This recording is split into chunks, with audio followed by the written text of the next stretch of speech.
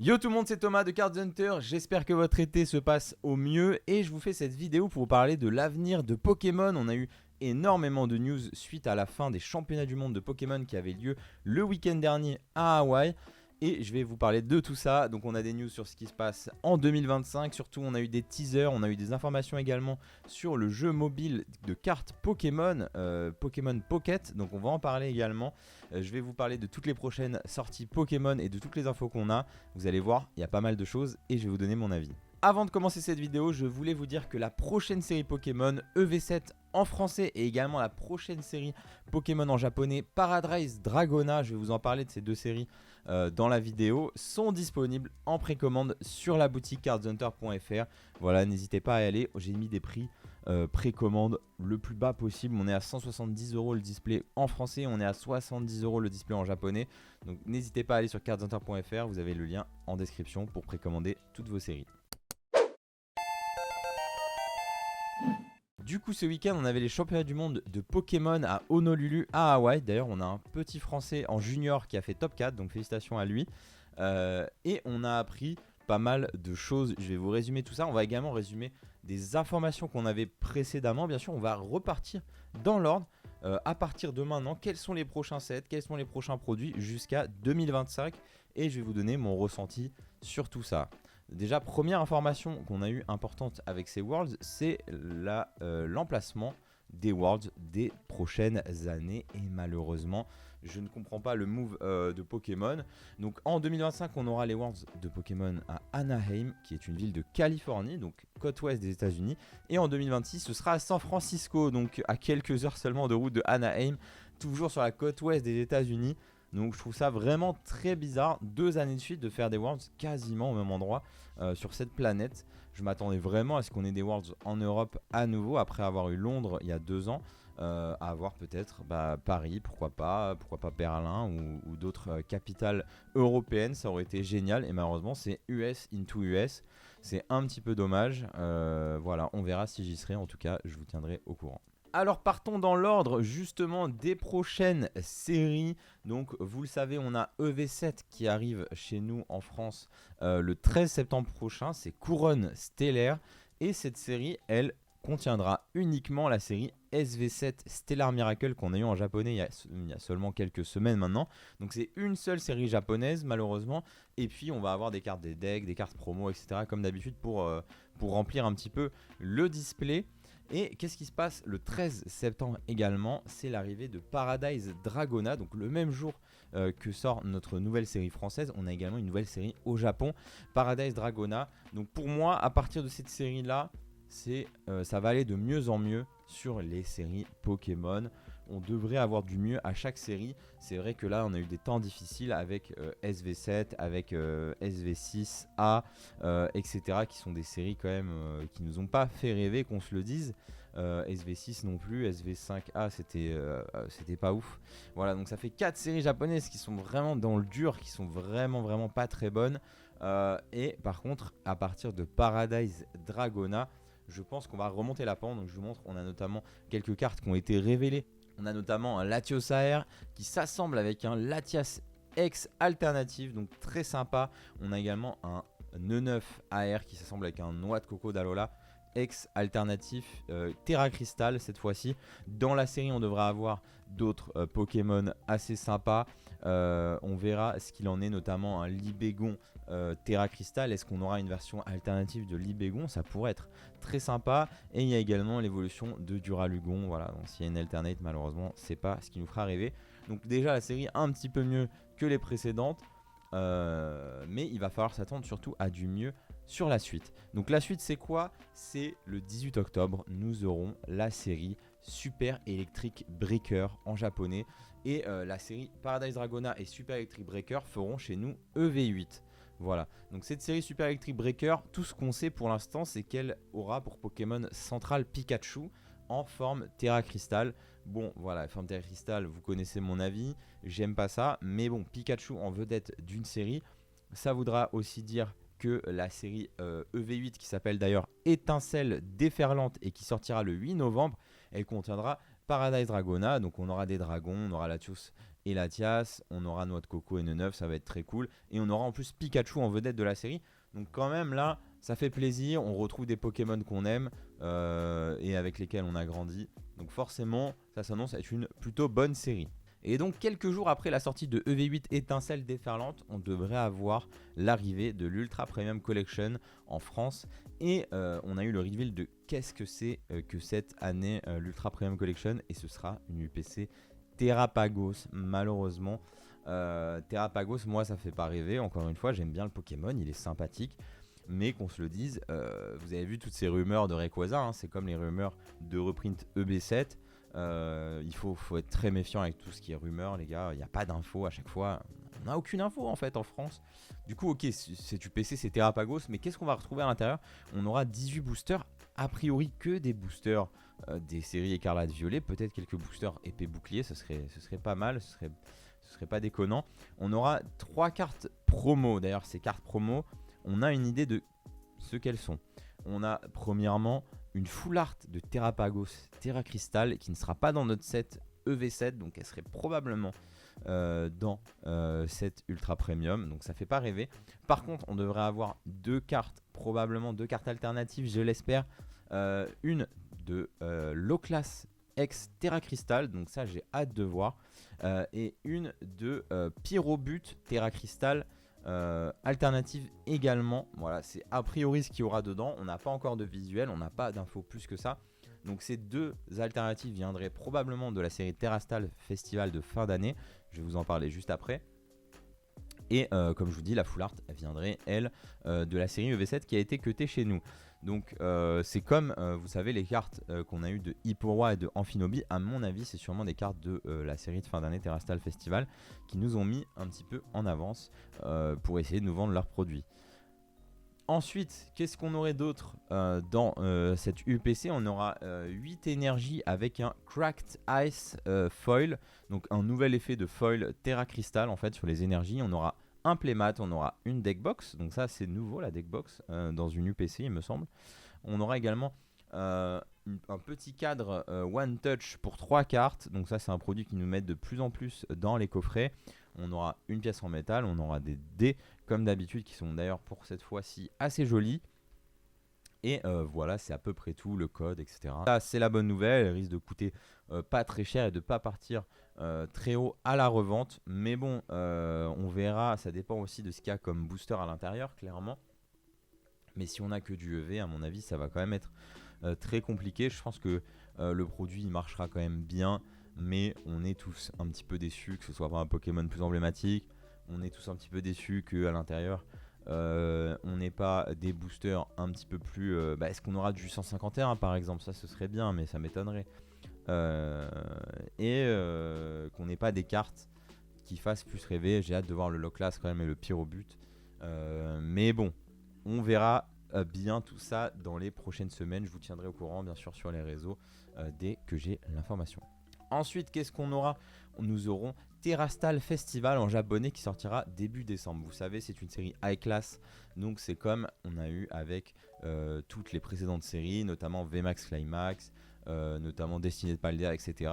Donc c'est une série spéciale qui sera chez nous une .5, probablement EV8.5 ou EV9.5. On verra les timings, ça dépend de pas mal de choses. On n'a pas encore l'information. Et donc ça c'est le 6 décembre. Donc qu'est-ce qu'il va y avoir dans cette série? Il va y avoir un remix de toutes les dernières séries de cette année, depuis tout simplement la série Destinée Paldea jusqu'à maintenant. Donc la série Terrastal Festival en toute logique sera la dernière série dans laquelle nous aurions des Pokémon Terra Crystal. Donc c'est une très bonne nouvelle. En plus ce genre de séries en général sont des très bonnes séries comme on a eu avec Zénith Suprême. On va avoir beaucoup de cartes en version alternative, beaucoup d'AR, beaucoup de bangers, notamment on avait eu des belles surprises avec les Gold, avec Arceus, Palkia, Dialga et Giratina. On espère avoir ce genre de nouvelles raretés, peut-être des Gold alternatives à nouveau, peut-être autre chose, peut-être innover sur cette série. Donc ça, j'attends beaucoup de voir ce qu'il en est, et en général, c'est toujours des réussites, c'est toujours un très très bon moment, ce genre de série. Donc ça c'est jusqu'à la fin d'année. Donc là on sera arrivé à EV8, on aura une .5 également. Et à partir de EV9, c'est bon, on en a fini des nouveaux Pokémon, on en a fini de focus sur Écarlate et Violet. On en a fini de faire du Terra Crystal. On va pouvoir s'attaquer à des séries qui marchent, à des séries qui vont cartonner littéralement. D'ailleurs, il faut se dire une chose, c'est que les sets Pokémon, ils sont préparés environ au moins 2 ans à l'avance, peut-être un petit peu plus, peut-être un petit peu moins selon les sets. Et je pense réellement que là, ce qu'on a vécu là ces derniers mois avec les 4 ou 5 dernières séries Pokémon et même celles d'avant aussi qui n'ont pas forcément cartonné, je pense que ça ne se reproduira pas forcément sur les prochains blocs, c'est-à-dire se focus uniquement sur des nouveaux Pokémon, délaisser totalement les anciens et avoir quelque chose de très clivant et quelque chose qui ne marche pas à l'international. Finalement, ça marche très bien au Japon. Et encore, c'est pas non plus la folie. Vous avez vu, là il y a Pokémon Center notamment qui fait des offres pour essayer d'écouler ses displays, etc. Qui crée des boosters promo offerts pour chaque display vendu. Et les displays ne sont toujours pas sold out. Donc je pense qu'il va vraiment y avoir quand même quelque chose qui a été appris durant ces derniers mois et qui ne sera pas forcément reproduit. Pour moi, vous avez vu, on a eu un bon début de bloc, franchement un très bon début de bloc. Je trouve jusqu'à EV5 c'était très bien. Et là, on a eu un petit moment difficile. Je suis pas sûr que ça se reproduise dans les prochaines années, en tout cas, ce genre de schéma-là. Peut-être que pour moi, il faudrait que les blocs quand même soient moins longs sur la nouvelle série. Sur les nouveaux jeux vidéo. Il n'y a pas besoin d'avoir 8 séries Pokémon de cartes sur le nouveau jeu vidéo. On peut pas essayer de faire plutôt en 4-5 séries maximum, vous voyez, et après reprendre des séries qui donnent vraiment envie. Et justement, j'en arrive à ces séries qui donnent vraiment envie. Donc le 24 janvier 2025, les amis, nous aurons l'extension Battle Partners. Donc ça fait un moment que le nom, ça fait quelques semaines que le nom a été révélé. Et qu'on entend des rumeurs, Battle Partners, qu'est-ce que ça peut bien être, etc. Est-ce que ça va être un retour comme Jim Eh bien, justement, c'est le cas, les amis. Et sur les trailers des Worlds 2024, cette année, on a eu le reveal des premières cartes de Battle Partners qui sortira justement en début d'année prochaine. Ce sera EV9, et les amis, c'est officiel. Et nous aurons le retour des cartes Pokémon avec leurs dresseurs. Donc notamment ici, on a le Mélofée de Lily, le retour de Lily qui est la dresseur la plus appréciée au Japon. Donc forcément, ça veut dire une série qui va cartonner au Japon. On a également l'Angoliath de Rosemary et vous allez voir tous ces Pokémon. En fait, on va les retrouver avec leurs dresseurs. On a notamment le Reshiram de N. J'apprécie beaucoup N. Je suis très content de voir cette carte qui a priori n'est pas la même rareté qu'une AR, ce serait peut-être une CHR tout simplement, ça paraît logique, hein. Le retour des CHR, vous savez les CHR ce sont les premières AR qu'on a eu mais avec leur dresseur, et on appelle ça des caractères rares tout simplement en japonais.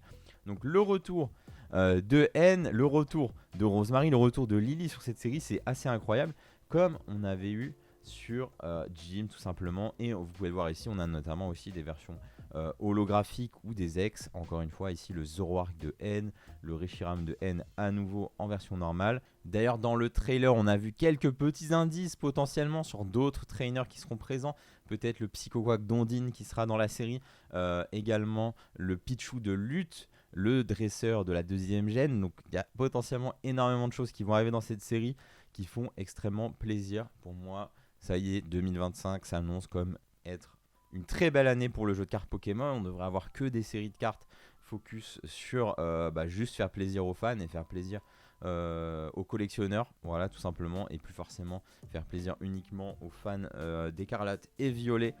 Donc EV9 s'annonce incroyable.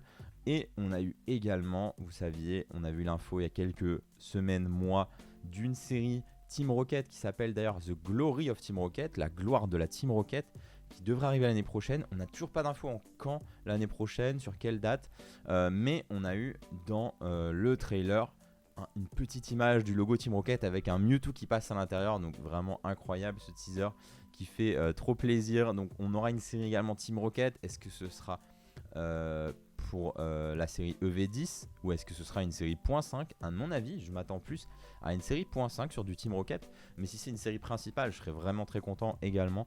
Vraiment, il n'y a pas de souci. Donnez-moi du Team Rocket, je prends avec grand plaisir.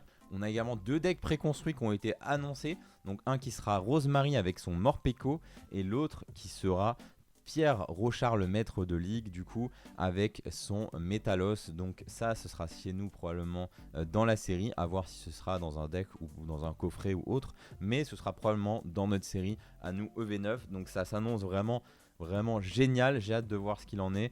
Fini les Terra Crystal, bienvenue au Pokémon avec leur dresseur. Qu'est-ce que vous voulez de mieux, franchement, qui soit annoncé dans Pokémon? Ça fait vraiment trop plaisir.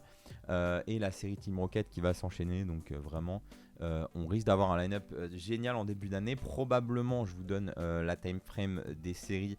On devrait avoir peut-être début février la série EV9, Battle Partners. À mon avis, probablement début mars ou fin février, la série .5 Terrastal Festival. Donc chez nous, ce sera, je sais pas, ce sera le festival Terra Crystal, j'en sais rien. Et puis quelques semaines après, plutôt quelques mois après, la série Team Rocket qui sera peut-être, je sais pas, qui sera peut-être 9.5 ou 10.5 ou alors la série 10 carrément.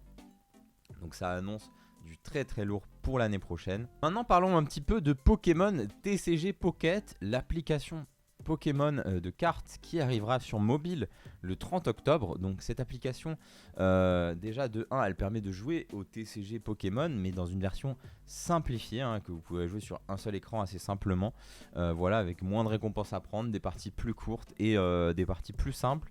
Et il me semble qu'on aura tous les jours des boosters qui sont offerts, un petit peu comme un gacha. Voilà, l'idée c'est quoi? C'est de se connecter tous les jours à l'application, d'ouvrir des petits boosters, de faire des batailles, des combats pour gagner d'autres peut-être boosters, d'autres récompenses et progresser dans le jeu de cartes Pokémon. C'est un petit peu la porte d'entrée au jeu de cartes Pokémon. Donc c'est assez intéressant. Voilà, on verra quel est le modèle économique exact. Est-ce qu'il va y avoir un Battle Pass? Est-ce qu'ils vont vouloir nous faire payer des boosters? Voilà, il faut savoir que le premier set de cartes s'appelle Genetic Apex et il y aura 226 cartes plus 60 cartes secrètes, figurez-vous. Donc ça fait 286 cartes. On a eu beaucoup de cartes qui ont été révélées. Je vous en montre quelques-unes. Il y a beaucoup de cartes magnifiques. Donc déjà, on a ce petit Evoli de Soso, un espèce d'Evoli AR. Ici on a des contours un petit peu spéciaux, on a des cartes qui sont un petit peu upgrade pour l'application. Voilà, les cartes sont foil, elles ont des effets qui ont l'air assez cool. Donc j'ai envie de dire un truc, s'ils nous font pas un set de cartes .5 avec les cartes de Pokémon TCG Pocket, je comprends pas la logique. Je comprends pas la logique de Pokémon. Les gars, juste je vois ce Evoli, il me le faut absolument en fait. Un Evoli de Soso là qui est magnifique avec les 3 pierres pour choisir ses transformations là, c'est incroyable. Non les gars, si ces cartes là ne sortent pas en version physique dans un 7.5, je comprends pas. Je comprends pas. Franchement, si ça sort jamais, j'ai du mal à comprendre. On a vu également ce Mewtwo X là que vous ne voyez pas bien en fait, qui est une carte avec un peu de réalité augmentée. Vous pouvez la tourner, vous voyez, en fait c'est un peu en 3D. Voilà, un espèce de Mewtwo alternatif. On a eu plein de cartes comme ça qui ont été révélées, notamment ici ce Articodin alternatif qui est magnifique. On a également ce Carapuce AR, on a également ce Roucarnage alternatif, et on a également des dresseurs en version full art que nous n'avons pas, qui n'existent pas, notamment ici Sabrina, vraiment très jolie. Et on retrouve les plus grands illustrateurs Pokémon qui nous font des versions exclusives à cette série, cette première série Genetic Apex du TCG Pocket. Donc les amis, j'ai hâte d'en voir plus sur cette application. Vous pouvez désormais déjà vous inscrire pour la télécharger à la sortie.